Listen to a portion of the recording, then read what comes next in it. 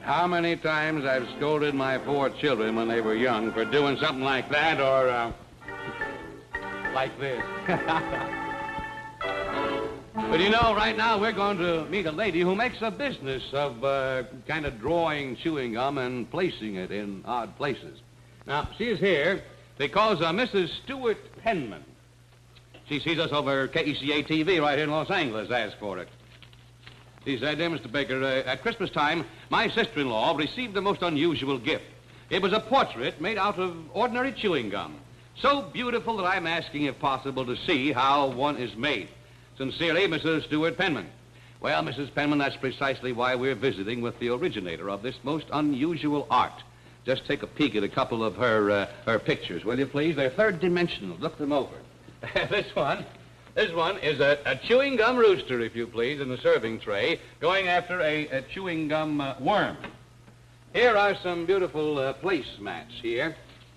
This is on woven matting, and these are authentic Chinese design. You notice the third dimension, or can you notice it there?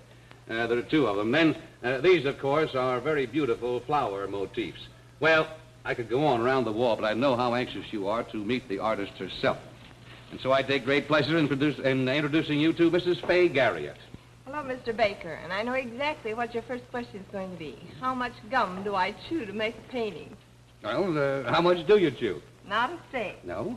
Oh, a long time ago, about 25 years ago, when I first started making pictures, I did chew gum until my jaws ached. Uh-huh. But I used from 50 to 60 or 100 sticks of gum to a painting. Oh. So I just, instead of chewing it, I just dunk it in a bowl of water and work it like dough until it's nice and smooth and washed out well. And from that point on, it's ready for work. Oh, that's it. Would you show me now, just easy, step by step, how you make a picture? First, we have our picture made, our design, and on a mat. And then we'll suppose that we're going to put a brim on his hat. From this point on.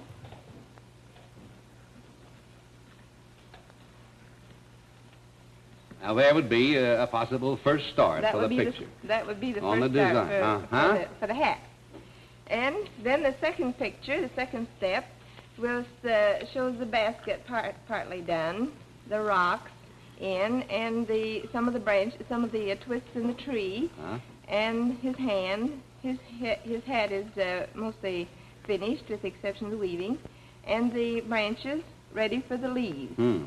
That's about 1/3 done, That's about 1/3 done. Now, the third step? The third step, the basket is already finished. The material is put in over the form. The hat is almost finished.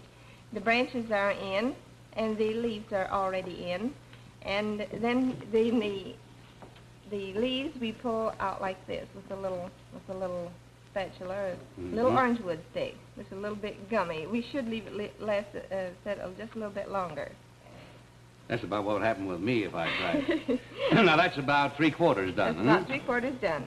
And then the last step is all the detail is in, and this one is painted in oils, although we can paint it in watercolor. I think that's remarkable, and I hope that you can see as well as I can out there, folks. The third dimension is very beautifully done in color, and it is remarkable. Now, as an artist, you must have a kind of a favorite of yours. Could we see it, Mrs. Garriott?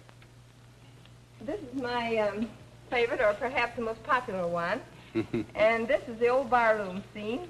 And every detail, every little feature is put in there separately, and just a little blob of gum. And I call that Sweet Adeline.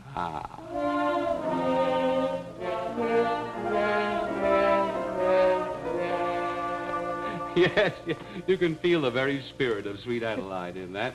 Well, I tell you, it's a remarkable work that you have there. I don't know how you started years ago, but we thank you so much for your education and for your entertainment for us. Thanks for... Oh, by the way, Mrs. Garriott said for young people not to try these pictures on the living room wall until you've had about 18 years of practice, right? Thank you so much. And to you, Mrs. Stewart Penman there, our thanks to you, because you asked for it.